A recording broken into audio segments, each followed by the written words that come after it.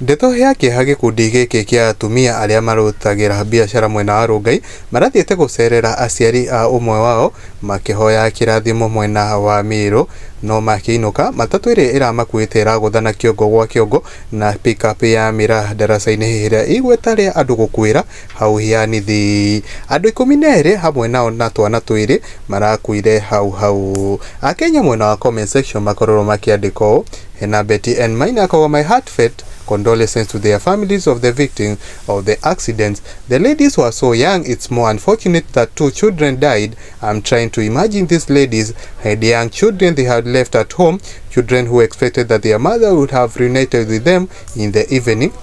And Nyabura Fidelis ako, our Rongai people rest in peace. And Alois Samson akawa so sad. God remember their families. And Adu Boys Medical and Skin Clinic akawa, this is so sad. Much condolences to their families. And I Sindogo akawa, whoa, this is very sad. And Betty Hamisha akawa so sad. And Joan Mweria Korogeki amuha wakina kuwa, oh Lord have mercy. My heartfelt condolences to the families of the deceased. It is heartbreaking gai mahe dayo aliamara kuireiro. And Virginia Mwagi akawa, good Lord remember their children and family, comfort them dear.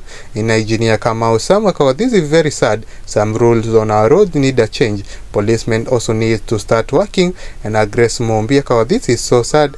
Ni ndeto ikiri na kieha mono makeria gukuru kwa mwagi wa mohoro nie no ngwihoya na gitio kinene witikire gukorwo subscribe thini wa channel ino itu ya mwagi wa mohoro.